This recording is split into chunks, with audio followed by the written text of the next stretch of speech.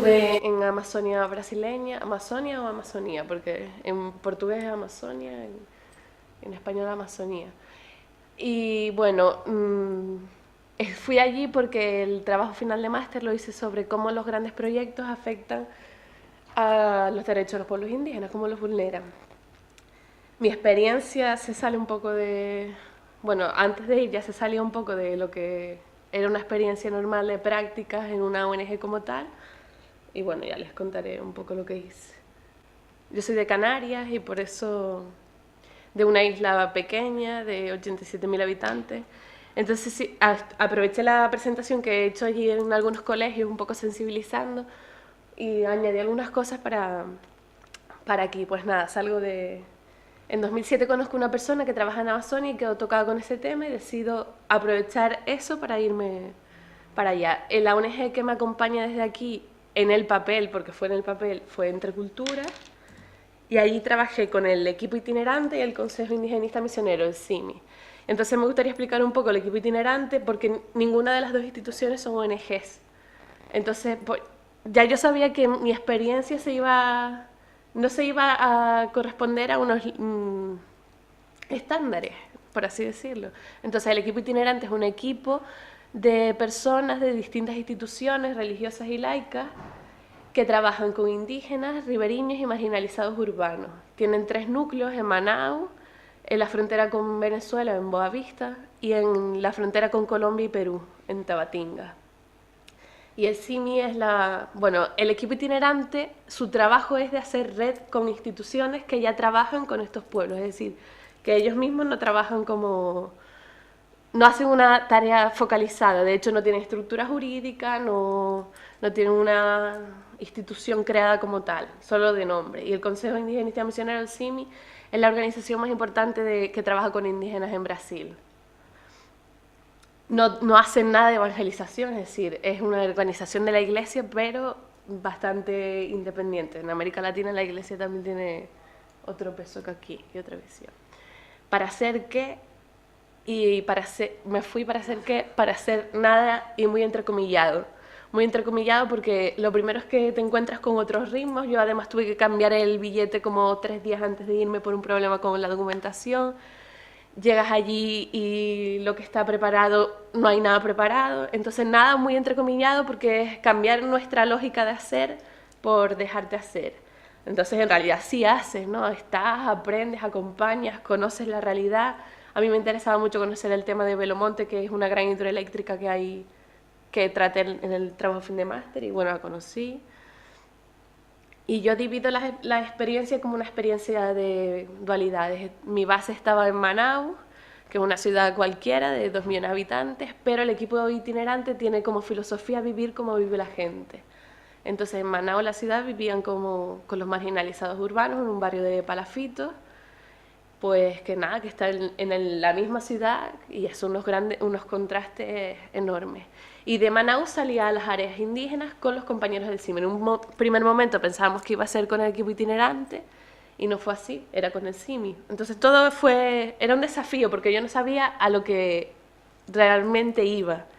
Y fue un poco buscármelas también, hablando con las instituciones. Entonces el equipo itinerante tiene como filosofía que las itinerancias externas consecuentemente llevan itinerancias internas, y eso lo viví mucho, sobre todo cuando iba a las áreas indígenas y volvía a la ciudad. Este es el barrio donde vivíamos. En los 5 primeros días en los que estuve se cayeron 5 casas porque el agua va desgastando los palafitos. Pues nada, en el barrio no hay saneamiento, todo cae al suelo, la luz es robada de la energía pública. Y nada, la tercera semana estando allí, pues hay un incendio, yo estaba en área indígena, fue cuando me contactan. Y cuando llegué de la área indígena fue cuando me encontré con el panorama quemado. Entonces se dio un proceso de acompañar con otras instituciones, con Cáritas, el Movimiento Nacional de Lucha por la Moradía, el proceso de acompañar a los vecinos, porque el gobierno, bueno, el incendio surge, o se cree que surge, porque van a ser los Juegos Olímpicos y el Mundial de Fútbol. A 4 kilómetros hay un estadio de esto. Entonces, se supone que fue accidental en la versión oficial, pero la extraoficial es que no fue accidental. Interesa limpiar la zona maquillar la pobreza, y ahí van a construir edificios. Entonces, pues el gobierno prometía alquileres sociales, ayudas y demás, y lo que el equipo itinerante hacía con las otras organizaciones, yo trabajé mucho con Cáritas porque Cáritas Española financiaba, entonces traduciendo documentos, haciendo informes, pues era que luchar para que el gobierno no traicionara. Entonces, cada martes nos reuníamos, en la foto se ve arriba, la asociación de vecinos. Me sorprendía la participación ciudadana de allí, que es impresionante, ¿no? Como la gente lucha por sus derechos. Y nada, acompañamos todo el proceso de participación ciudadana, de ir a los gobiernos, reuniones con el propio gobierno, con las instituciones aparte. Nada, las fotos ya es de cuando me venía. El incendio fue en noviembre y en enero repartieron los kits de emergencia social que llamaban, que era una nevera, un fogón, un colchón y una hamaca y una bolsa de comida. Nosotras estuvimos sin nevera desde noviembre a enero. Y nada, cuando llegó la nevera, que yo la echaba de menos, yo me iba a otro área indígena. Y bueno, la otra experiencia de dualidad es pues el contraste entre urbano y indígena, ¿no? El barrio periférico de Manaus y las áreas indígenas, que era lo que a mí me apasionaba. Y uno de los problemas que los indígenas manifiestan es las grandes distancias que hay, y sobre todo en el tema de salud, ¿no? Es que el gobierno brasileño tiene una cara bonita de política indigenista, pero a la hora de la verdad, pues cuando te acercas la cara no es tan bonita, es más bien un maquillaje. Entonces pedían mucho, pues, depende del área indígena, ¿no? Porque Amazonia es muy diversa, pero se escuchaba mucho el tema de la salud, de cómo para llegar a un médico pues son horas y horas de canoa. Para llegar a esta aldea estuvimos como un día de viaje de barco y autobús y 7 horas de canoa. Y entonces el contraste para mí fue que esta es una frase de don Pedro Casaldáliga, un obispo de ahí que trabaja también bastante metido con indígenas, que los pueblos indígenas son enemigos del sistema. Ese mismo sistema que hacina a las personas en los barrios, no son favelas porque no llegan a ser la típica favela brasileña, pero bueno, se parece mucho. En los barrios periféricos de la ciudad es contra el que los pueblos indígenas viven sin saberlo, ¿no? Porque viven de lo que cazan, de lo que pescan, y además manifiestan que no quieren llegar a nuestro estilo de vida, es decir, ellos quieren vivir eso, con un acceso a la sanidad, a la educación, pero lo refleja muy bien con queremos vivir bien, no mejor, porque vivir mejor supone que otro tiene de menos, ¿no? Supone depredar la naturaleza también. Entonces nada, el alimento base de ellos, que es la fariña. Y yo simplemente acompañaba, con los compañeros del CIMI, iba escuchando las necesidades, las registramos. El CIMI trabaja mucho a favor del derecho a la tierra.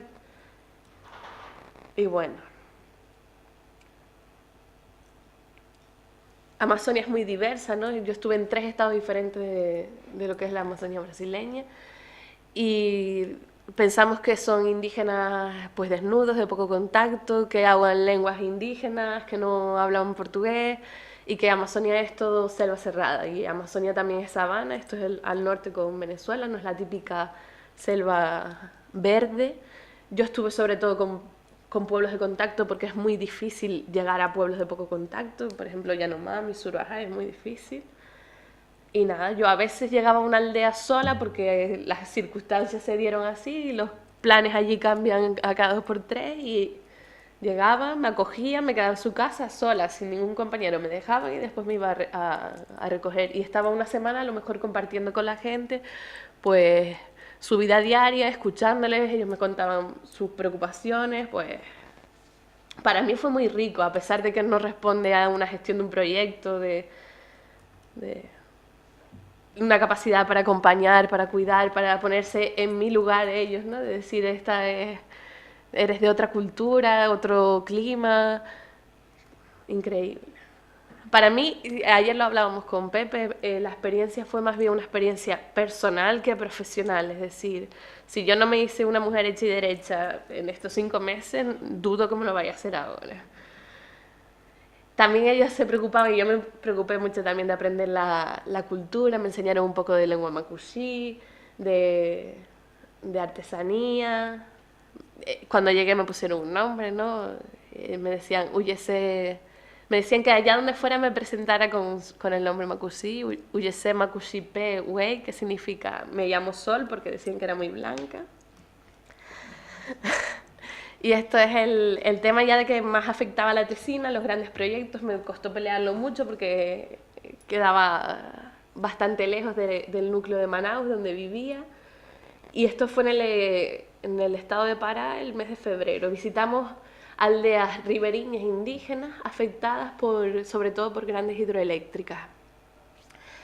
Y pues nada, hicimos una visita en avioneta a una aldea que había sido masacrada por el gobierno brasileño. Estamos limpiando la zona de área de garimpo, de buscadores de oro.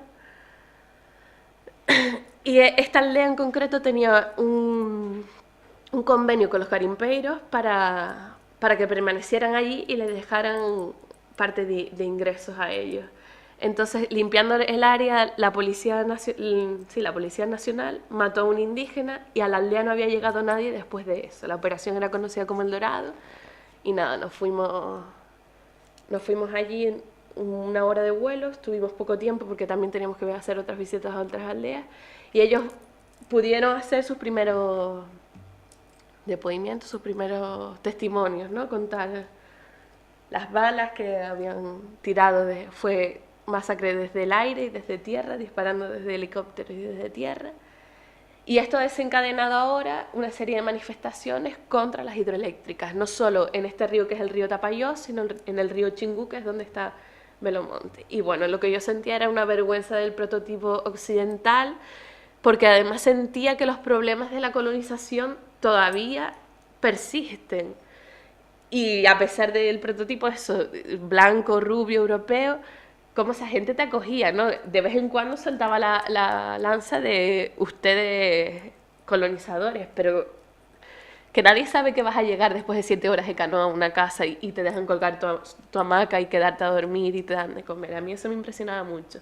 Y bueno, que un reflejo de eso, del prototipo occidental y de cómo Brasil, a pesar de ser la sexta potencia económica mundial, tiene unos problemas inmensos y le da igual todo el tema indígena. Es decir, que de verdad la política indigenista de Brasil es un puro maquillaje porque lo que les interesa es el desarrollo económico.